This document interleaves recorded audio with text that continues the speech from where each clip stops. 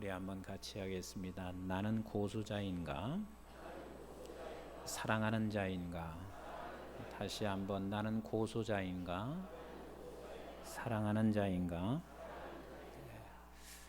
우리가 주변의 신앙생활을 참 잘하시는 분들을 보면 참 부럽다. 나도 저렇게 신앙생활했으면 좋겠다.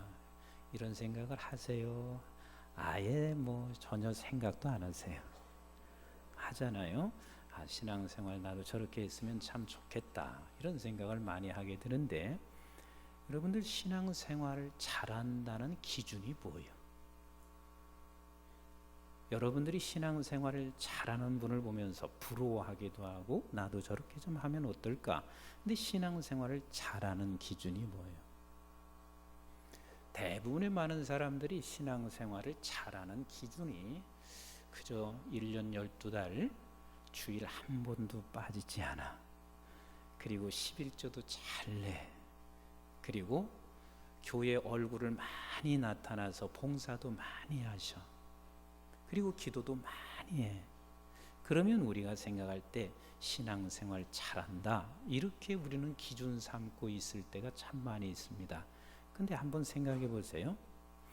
그렇게 주일 잘 지켜, 봉사 많이 해, 기도 많이 해. 그런데 아무리 그렇게 한다 해도 이스라엘의 율법주의자들과 바리새인들보다 더 잘할 수 있을까요? 예? 대답 좀 해보세요. 우리는 거기 미칠 수가 없어요. 따라갈 수가 없어요. 제가 이스라엘에 갔을 때 그 통곡의 벽 앞에서 얼마나 간절히 기도하는지 제가 물어봤어요. 저분들 언제부터 와서 저렇게 하고 있어요? 그러니까 새벽부터 저녁 늦은 시간까지 기도하고 토라 읽고 기도하고 토라 읽고, 그것도 앉아서 하는 줄 아세요? 서서 막 몸을 흔들면서 그렇게 간절히 기도하는데 그 통곡의 벽 앞에서는 24시간을 그렇게 기도를 해요. 나는 그 모습을 쳐다보면서 나는 기도한다는 말을 못하겠더라고. 저렇게 기도하는 사람들 앞에서. 그런데 하나님께서 그렇게 기도해, 율법을 잘 지켜, 그리고 저들이 헌금을 못하는 게 아니야, 정말 율법을 제대로 지켜가고 있는 저들을 향해서 우리 주님께서 도대체 뭐라고 말씀하시는 줄 아세요? 이렇게 말씀하시고 계세요. 우리 한번 마태복음 23장 23절부터 같이 읽어보겠습니다. 시작. 화 있을진저 외식하는 서기관들과 바리새인들이여, 너희가 박하와 화행과 근처의 11조는 들이되 율법에 더 중한 바 정의와 긍휼과 믿음은 버렸도다. 그러나 이것도 행하고 저것도 버리지 말아야 할지니라.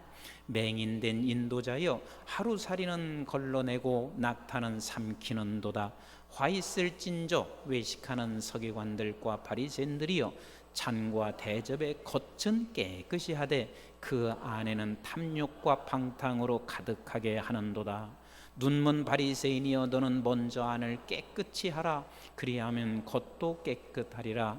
화 있을진저 외식하는 서기관들과 바리새인들이여, 회칠한 무덤 같으니 겉으로는 아름답게 보이나 그 안에는 죽은 사람의 뼈와 모든 더러운 것이 가득하도다. 이와 같이 너희도 겉으로는 사람에게 옳게 보이되 안으로는 외식과 불법이 가득하도다. 화 있을진저 외식하는 서기관들과 바리새인들이여, 너희는 선지자들의 무덤을 만들고 의인들의 비석을 꾸미며 이르되, 만일 우리가 조상 때에 있었더라면 우리는 그들이 선지자의 피를 흘리는데 참여하지 아니하였으리라 하나, 그러면 너희가 선지자들을 죽인 자의 자손임을 스스로 증명함이로다. 주님이 너무 율법을 잘 지키고 있는 서기관과 바리새인들을 향해서 뭐라고 화가 있다. 그리고 하시는 말씀이 얼마나 무서운 욕을 하시는 줄 아세요? 회칠한 무덤 같은 것들아 그랬습니다. 여러분, 회칠한 무덤이라는 말이 저들이 들을 때는 기절할 얘기예요. 내가 여러분들에게 회칠한 무덤이라고 그러면 그거보다 더 큰 욕이 없어요. 이건 무덤이, 회칠한 무덤이라는 것은 그냥 겉은 무덤이 아주 깔끔하게 정리가 됐어요. 근데 그 속이 뭐예요? 그 속이 뭐예요? 무덤 속에 있는 게 뭐예요? 죽었어요. 그리고 그 무덤 속에 뼈와 썩은 냄새밖에 나지 않아요. 이제 추석이 가까우니까 이제 성묘도 찾아가고 그럴 겁니다. 근데 여러분 성묘 찾아가세요. 그게 중요한 것은 절대 아니에요. 가서 뭐 절하고 이것도 할 필요도 없어요. 근데 성묘를 찾아가서 우리는 영적으로 좀 생각하시라고요. 두 가지 때문에 찾아가는 거예요. 하나는 예수 믿는 사람이 덕은 세워야 돼요. 제가 목사인데 내가 목사인 것을 우리 주변의 동네가 다 알아요. 저는 성묘를 어찌됐든 1년에 2번은 제가 반드시 가서 확인하고 또 사람을 시켜서 성묘를 깔끔히 이렇게 벌초를 해요. 근데 동네 사람들이, 주변 사람이 뭐라고 하냐면 목사네 집이라서 성묘를 아무렇게 할 줄 알았는데 목사 집인데 참 성묘를 저렇게 깔끔하게 하네. 이 소리가 여기저기서 들려오고 있어요. 그러니까 덕을 좀 세우시라고요. 아예 그렇게 못할 것 같으면 차라리 그게 뭐라고 그래요? 그냥 이거 뿌리는 거 보면 뭐라고 그래요? 에? 뭐 화장을 하든지 납고를 하든지 차라리 그런 게 낫지. 예수 믿는 사람이 그냥 성묘가 그냥 풀을 가득하게, 이건 덕을 세우는 게 아니에요.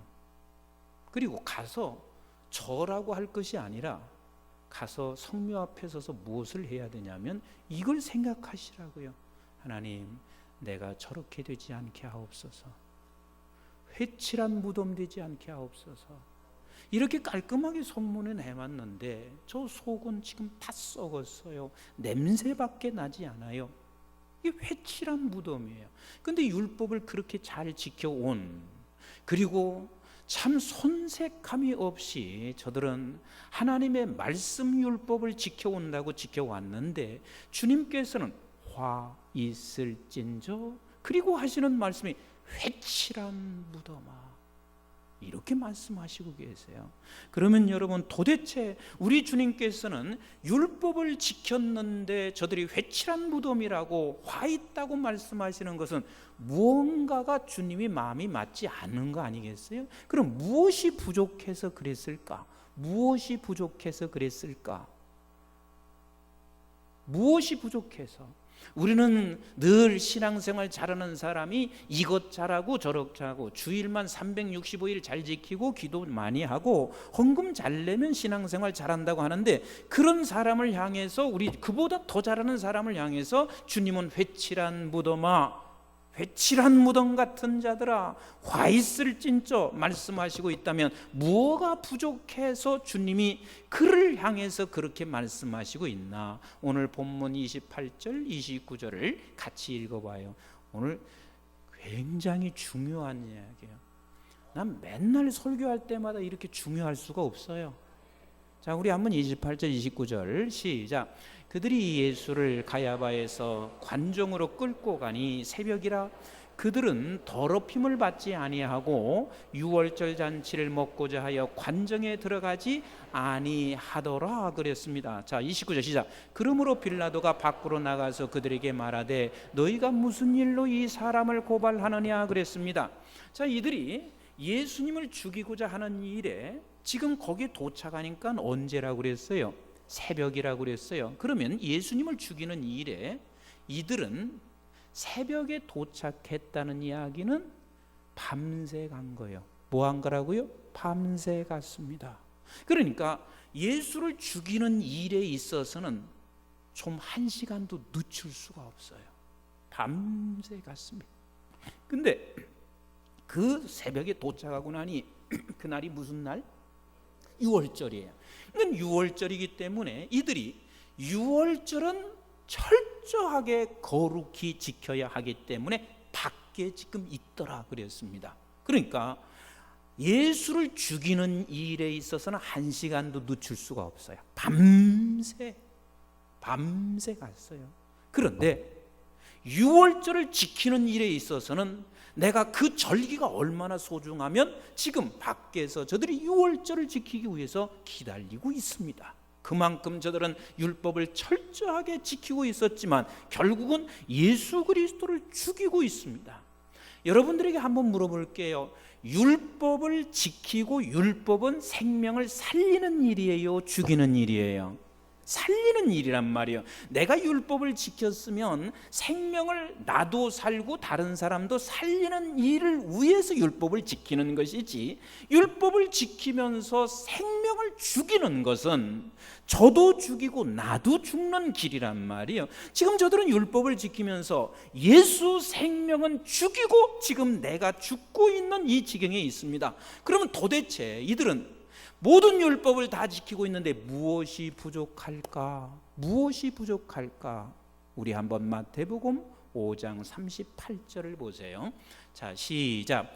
또 눈은 눈으로 이는 이로 갚으라 하였다는 것을 너희가 들었으나, 자, 율법을 지키고 있는 사람이 대부분 다 눈은 눈으로 이는 이로, 나는 이만큼 지켰으니까 네가 못 지키고 있으면 너를 반드시 내가 못 지킨 것에 대하여 정죄를 해야 된다고 생각하는 이는 이로 눈은 눈으로. 그런데 이것이 공평과 정의인 줄 알아요. 눈은 눈으로 갚아주는 것이 공평과 정의인 줄 알고 이 본문을 잘못 이해한단 말이에요. 이 본문은 왜 지금 주님께서 이 말씀을 하시고 왜 출애굽기에서 이걸 쓰고 있는지를 알아야 돼요.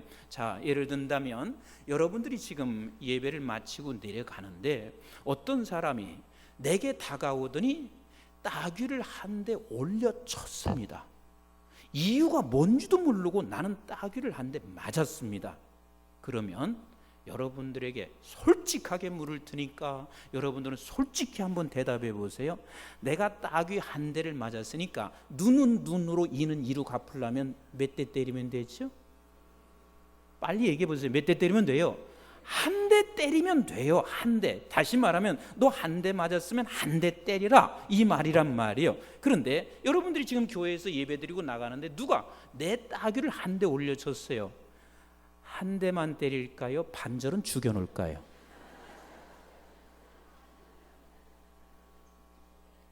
한 대 때리는 사람은 없어요.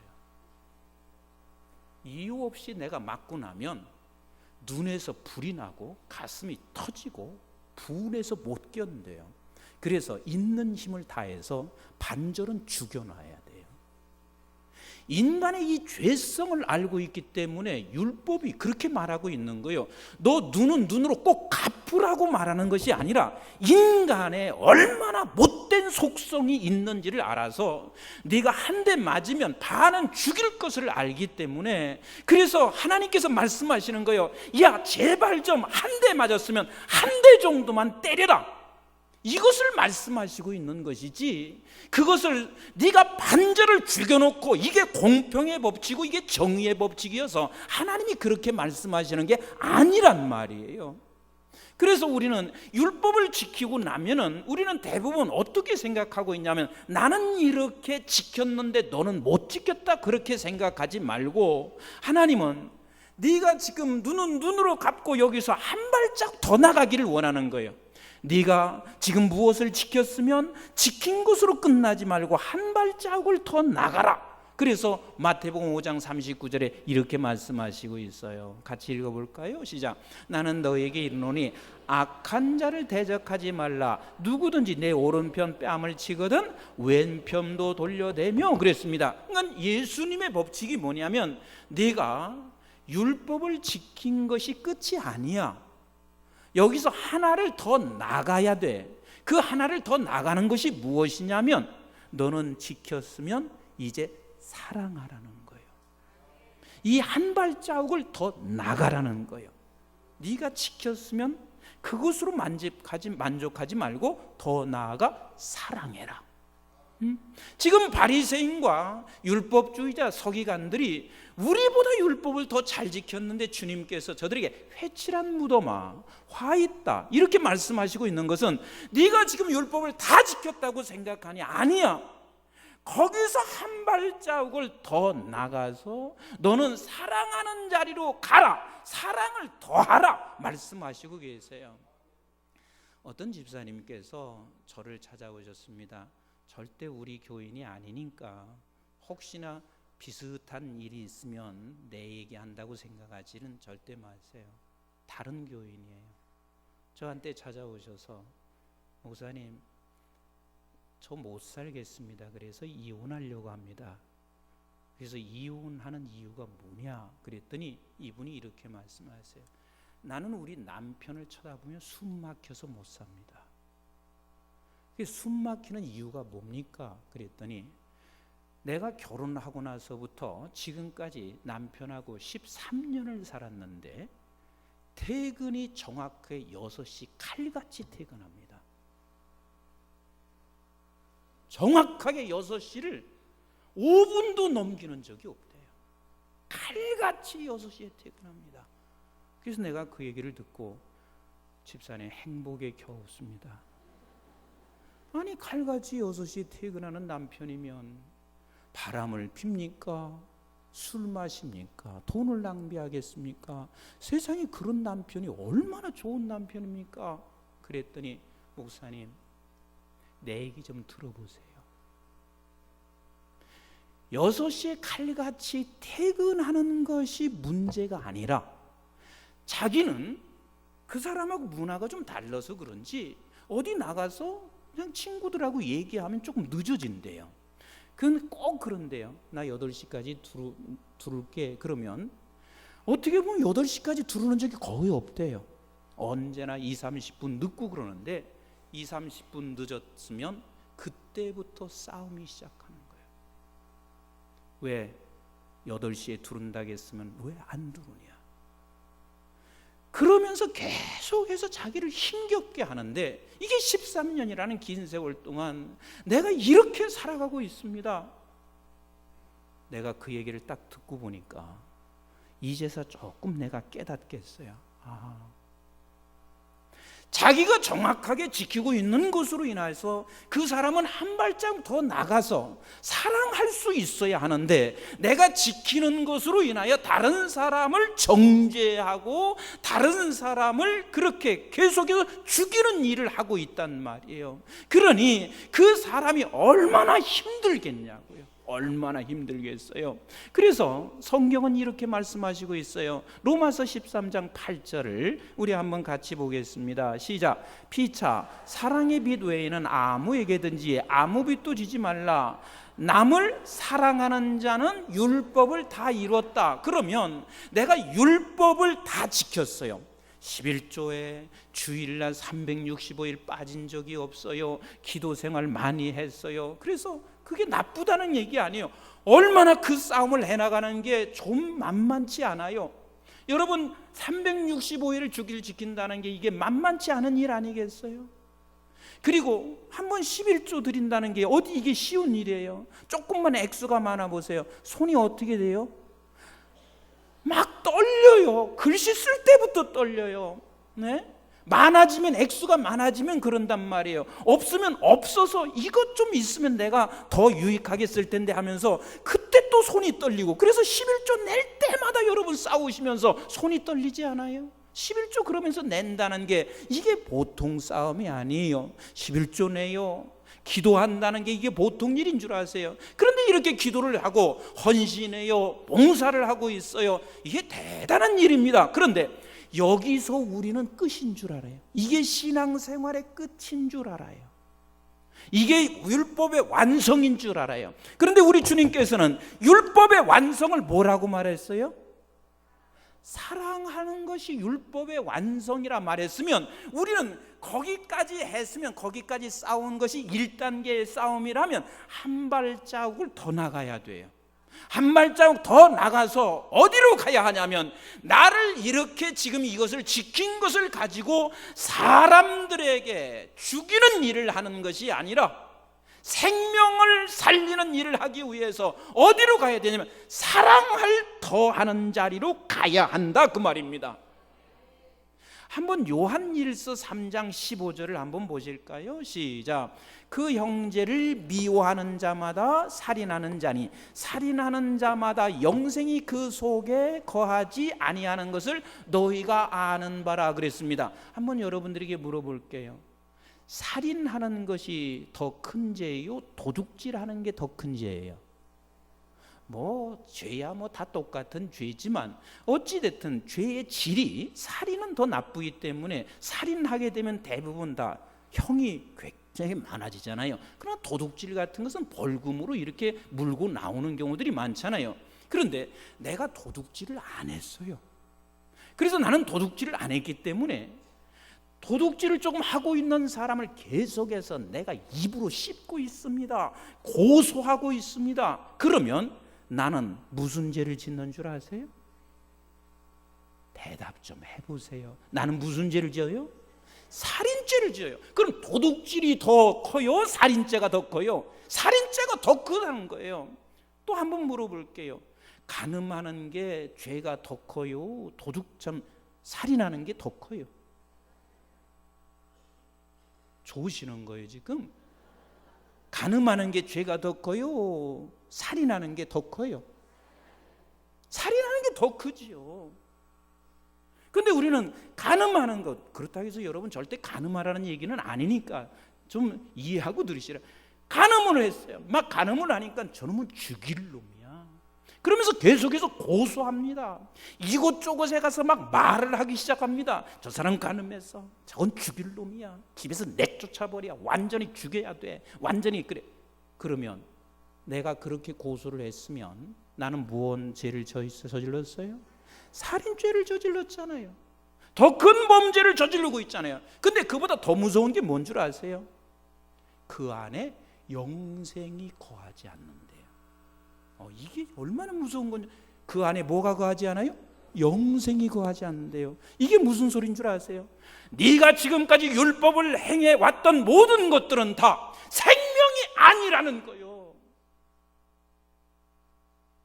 그러니 회칠한 무덤이라고 말씀하시는 거예요. 생명이 아니라는 거예요. 그래서 우리 주님께서는 이런 상황 속에서도 끊임없이 내가 율법을 지키면서 한 번 더 나가서 사랑하시를 하시는 이유는 뭐냐면 그거야말로 생명이기 때문에, 그것만이 부활의 생명이기 때문에 주님께서는 그것을 꼭 반드시 여기서 율법을 지키는 것을 한 발자국 더 나가서 사랑으로 더 가고 있는 거예요.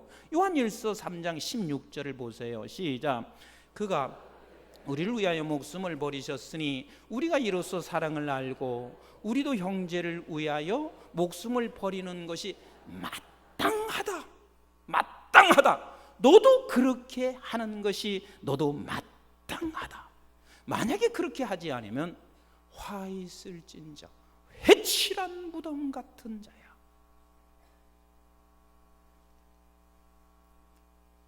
저희 교회가 지금 77 새생명 축제를 하고 있습니다. 제가 어제도 잠깐 신방하러 나가다 보니까 그 시간에도 나와서 전도하시는 분들이 계세요. 근데 그 전도를 하실 때 이게 만만치 않거든요. 그게 전도해 왔어요. 근데 전도해 왔는데 교회 안에서 얼마 있다가 못 견디고 결국은 그가 죽은 생명으로 나갑니다. 왜 그런 줄 아세요? 안에 있는 사람들이 들어왔는데 저 사람을 보니까 신앙생활하는 게 아주 거지같이 신앙생활해. 뭐 신앙생활이 저래. 그래서 한마디를 딱 던져요. 약한 저는 쓰러져서 죽은 자로 갑니다. 결국은 저도 죽이고 내가 신앙생활 조금 하는 것 때문에 저 사람도 죽이고 나도 지금 영생이 없는 자로 살아갈 수 있단 말이에요. 제가 어느 목사님이 이 말씀을 하실 때 제가 곰곰이 씹어봤습니다. 목사님이 저한테, 제가 이렇게 했어요. 목사님 요즘 안녕하세요 그랬더니 목사님이 저한테 그래요. 목사님, 우리 장로님 제발 새벽기도 안 나왔으면 좋겠대. 아니 목사의 입에서 제발 새벽기도 안 나왔으면 좋겠다는 말이 이게 무슨 소리요? 그래서 내가 목사님, 장로님이 당연히 새벽기도 나오셔야지 새벽기도 좀 제발 안 나왔으면 좋겠다는 말이 무슨 소리요? 그랬더니 목사님 말도 마세요. 365일 새벽기도를 한 번도 빠지시는 적이 없대. 그리고 새벽기도를 나와서도 언제나 어디 하냐면 바로 이 앞에 앉아 있대요. 그래서 내가 그랬어요. 나는 앞에 앉아 있는 사람이 제일 좋더라고. 만약에 뒤에만 있으면 10년, 20년 있어도 나는 우리 교인이 누군지 몰라요. 근데 앞에 계신 분들은 교회 온 지 얼마 안 됐어도 내 교인인 줄 알아서 너무 나는 좋더라고. 그랬더니 목사님, 내 얘기 좀 들어보세요. 365일 한 번도 안 빠지는데 내가 새벽기도 한 번 빠지면 반드시 전화 옵니다. 처음에는 염려하기 때문에 전화 오는 줄 알았대요. 목사님, 담임 목사님이 새벽기도 빠지면 어떻게 하십니까? 그래서 내가 그 목사님한테 또 그랬어요. 목사님, 그래도 새벽기도 나오시고 그런 말 하는 게 더 낫지 않아요? 안 나오시고 목사님한테 그런 말 하면은 더 힘들지 않겠어요? 나오시면서 그런 말을 하게 되면 설교 듣다가 언젠가는 바뀌어지지 않겠어요? 내가 그랬더니 이분이 이렇게 말해.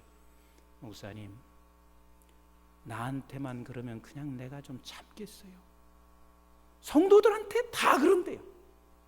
그래서 상처를 줌으로 성도들이 다 떠난대요. 사실 새벽 기도를 나오는 게 얼마나 소중한 일인데 거기서 한 걸음 더 나가야 되거든요.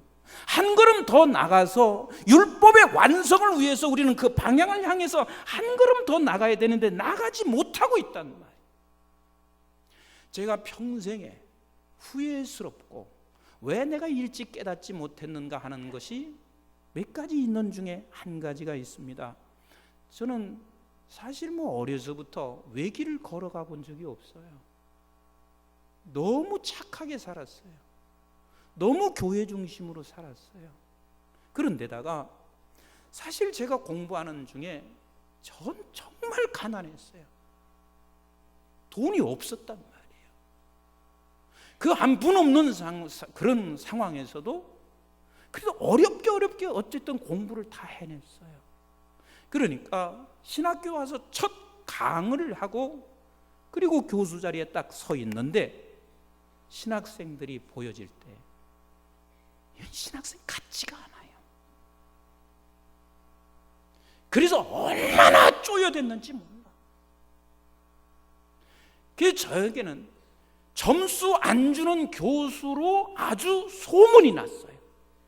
내가 점수를 안 주는 걸 사랑하기 때문에 우리 학생들을 실력을 키우기 위해서 사랑하기 때문에 그랬으면 내가 얼마나 좋겠어요. 근데 그게 아니라 니네들이 신학생 맞냐? 당신들 같은 사람이 무슨 신학생이냐? 끊임없이 고소자로 서서 점수를 너희들은 받을 자격이 없는 사람이야. 이러면서 강단에 섰던 그 지난 날들이 그렇게 후회스럽습니다. 내가 왜 한 발짝 더 나가지 못했나? 우리 이게 굉장히 중요한 이야기입니다. 신앙생활 우리는 잘하는 건 이 만만치 않은 싸움이지만 그러나 우리 주님께서는 하나님이세요. 하나님이신 분이 인간의 몸으로 오셔서 빈틈없이 살아오셨습니다. 어디 빈틈 하나 보이지 않았습니다. 그럼 그런 주님이라면 빈틈없이 살아오신 주님이기 때문에 모든 인간들을 향하여 고소할 것밖에 없지 않아요? 고소할 것밖에 보이지 않았겠어요? 근데 우리 주님은 끝까지 한 발자국을 더 가시고 계세요. 내가 완벽하게 율법을 다 지켜가고 있지만 그러나 한 발자국을 더 가야만이 율법의 완성이라는 것을 알고 이게 영생이라는 것을 알고 이게 생명이라는 것을 아시고 그러면서 주님이 결국은 십자가에 죽으면서까지 이렇게 말씀하시는 거 아니겠어요? 누가복음 23장 34절 시작. 이에 예수께서 이르시되 아버지 저들을 사하여 주옵소서 자기들이 하는 것을 알지 못함이니이다. 참 얼마나 멋있어요. 이것을 보여주시면서 우리에게 주님은 말씀하시고 있는 거예요. 너도 이렇게 해라. 너도 이렇게 한 발짝 가라. 그러니까 우리는 11조 잘하고 주일 열심히 섬기고 기도 많이 할 때마다 그게 끝이 아니라는 사실을 놓치지 마세요. 여기서 하나를 더 가서 사랑하는 것, 이 모두를 사랑하는 것, 그렇지 못한 자들까지도 내 품에 안고 사랑할 수 있는 그 자리로 나아가는 것, 이 방향에 반드시 서 있어야 한다는 것을 놓치지 마셔야 합니다. 지지난주에 칼을 어디다 꽂으라 그랬죠? 칼집에 꽂으라. 그래서 어느 집사님이 은혜가 되셨던 모양이에요. 그래서 저한테 지나가는데 이렇게 말했어요. 목사님, 일주일 동안 내가 승리했어요. 그래서 무슨 승리했어요? 그랬더니 내가 집에 갔더니 이 자식놈이 얼마나 나를 그냥 속 터지게 하는지. 그런데 내가 칼집에 꽂으라 그래서 칼집에 꽂으면서 일주일 동안 살았어요. 그러셔요. 그래서 내가 그 집사님한테 그랬어요. 반절만 했는데